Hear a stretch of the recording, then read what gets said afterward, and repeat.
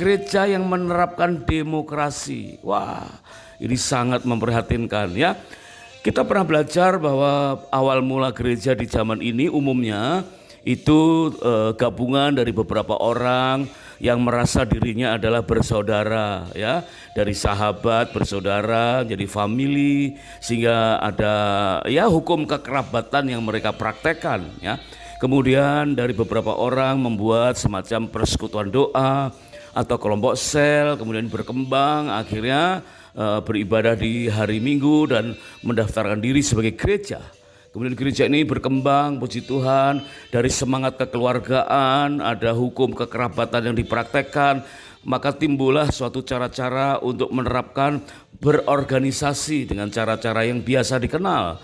Nah, beberapa gereja mungkin berorganisasi dengan cara-cara seperti yang dilakukan oleh Laodikia ini, yaitu bagaimana menghormati suara rakyat, menghormati pendapat banyak orang, sehingga Laodikia jatuh dalam persoalan yang sangat berat yang akhirnya membusukkan pertumbuhan gereja bahkan kota itu, yaitu justice of the people, keadilan atau kekuasaan.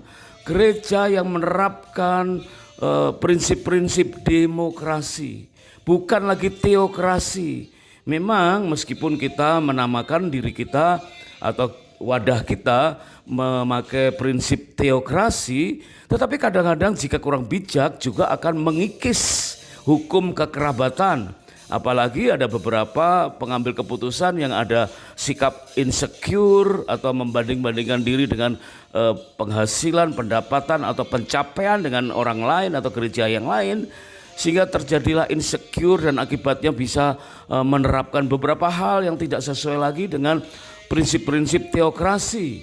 Justru di situ ada berita-berita, ada prinsip tentang ya udah kalau ada persoalan terapkan aja by system. Nah, by system, di mana sistem itu juga yang membuat adalah kita semua, para orang-orang manusia yang belum tentu sesuai dengan asas-asas yang murni dari teokrasi. Sehingga meskipun penerapannya itu kita namakan sebagai teokrasi, tapi bisa saja mengikis hukum kekerabatan. Nah, itulah ya kelemahan atau jika kurang bijak menerapkan prinsip teokrasi. Apalagi kalau prinsip Laodikia, ya jelas kata Laodikia atau Laodicea adalah justice of the people. Itu udah jelas-jelas memang menyalahi hukum teokrasi dan mengikis hukum kekerabatan. Ya, memang mungkin mereka berdalih ya demi kekerabatan tetap utuh, ya supaya semua orang itu bisa didengar. Karena memang semua jemaat ingin didengar, ingin berpartisipasi dengan usulan-usulan, semua pendapat mendapatkan nilai yang sama, maka akhirnya justru jatuh dalam Laodicea, yaitu justice of the people. Nah, bagaimana dengan keadaan media sosial saat ini? Contoh saja misalkan YouTube ya. Bagaimana di YouTube bisa kita lihat banyak orang berpendapat, ada banyak usulan-usulan tentang bergereja ya, dan mereka semua ingin didengar. Nah, ini mirip-mirip kejadiannya seperti di zaman Laodikia ya, bahwa semua orang mudah saja berpendapat, semua orang mudah saja untuk mengajukan nilai-nilai yang mereka akui benar.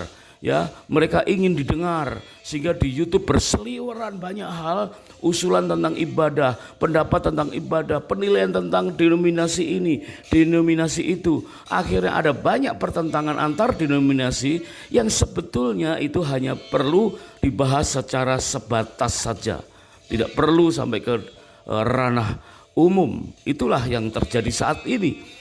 Penduduk kota Laodikia dikenal mempunyai kekuatan massa yang sangat besar. Mereka mudah kompak, tapi bukan dengan hati yang sungguh-sungguh untuk Tuhan. Mereka bukan on fire, menyala-nyala hatinya karena sungguh-sungguh mengasihi Tuhan.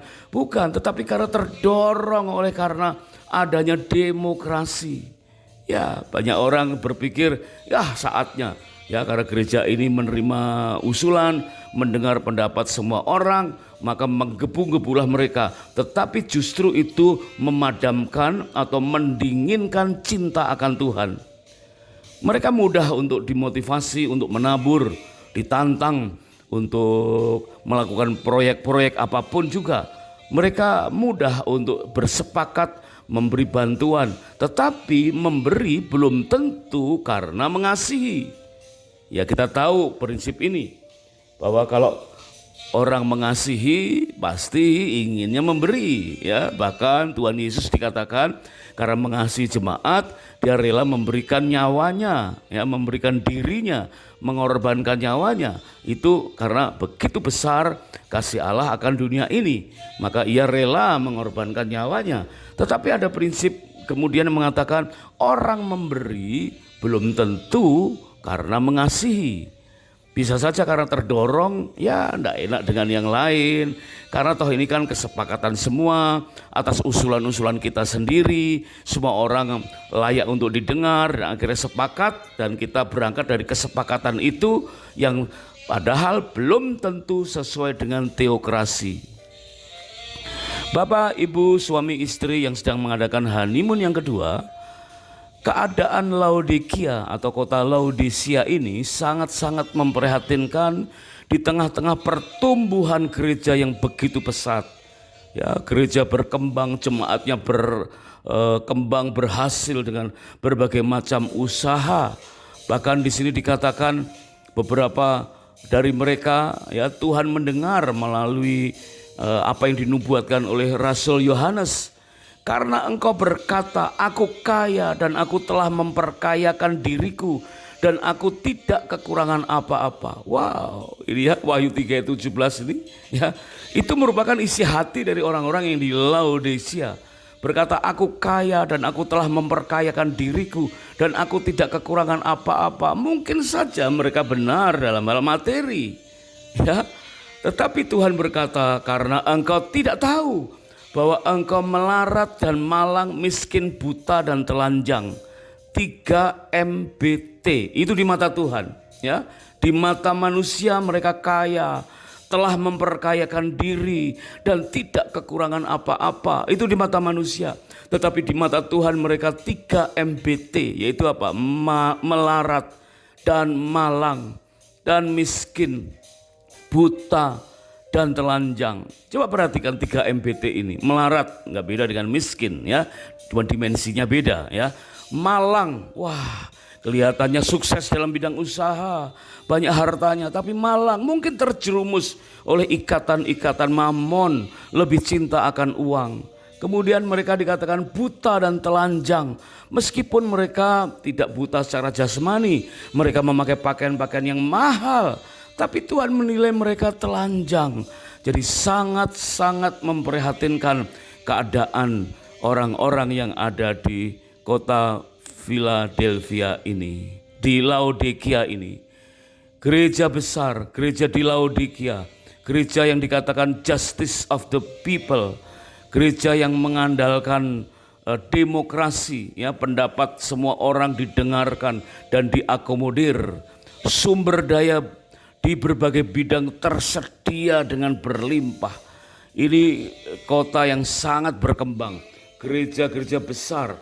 Kota Laodikia berisi gereja-gereja yang bertumbuh secara fisik. Mungkin dengan panggung-panggung yang kalau hari ini kita bisa saksikan begitu megah, dengan lighting yang begitu mewah, sound system yang dari depan sampai belakang terdengar dengan jelas, ya. Wah, memakai kiat-kiat entertain yang sangat luar biasa. Bahkan ada beberapa yang pakai asap, ada semuknya, ya, supaya menggambarkan betapa kemuliaan Allah itu turun dan menguasai ruangan itu. Sangat-sangat luar biasa. Ya, sumber daya sangat tersedia, bahkan dengan berlimpah, dan dengan kecenderungan hidup merasa hidupnya mapan dan nyaman. Tetapi Tuhan dikatakan berkata, mereka dianggap tidak dingin dan tidak panas.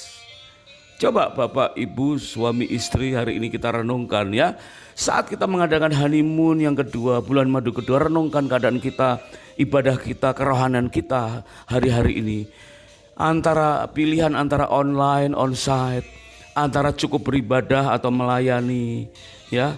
Itu sekarang kita bisa melihat itu merupakan suatu kutub yang sangat berjauhan. Jika 30-40 tahun yang lalu gereja-gereja di Indonesia sedang bertumbuh, rasa-rasanya kita sulit untuk membedakan antara orang yang sekedar beribadah dengan ibadah dan melayani. Karena semua jemaat rindu untuk melayani. Semua jemaat menyodorkan kemampuannya, ya menyodorkan talentanya untuk ambil bagian, mempertajam karunia. Kalau sekarang nampak ya jemaat-jemaat pelayan juga pengennya tetap seperti jadi jemaat. Bahkan ada pilihan ibadah online atau onsite. Bahkan ada juga yang sekarang istilahnya jemaat YouTube. Coba ya, jemaat YouTube yang suam-suam. Nanti kita akan bahas di episode yang tersendiri bagaimana kita mengantisipasi hal demikian.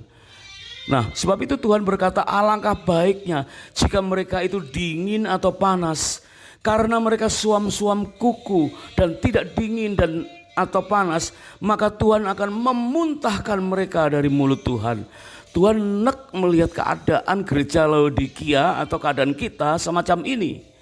Gereja sekota Laodikia terdiri dari keluarga-keluarga yang kaya, yang telah memperkayakan diri, tidak kekurangan apa-apa. Padahal di hadapan Tuhan mereka dianggap melarat dan malang, miskin, buta dan telanjang. Mari kita belajar dari kesalahan semacam ini.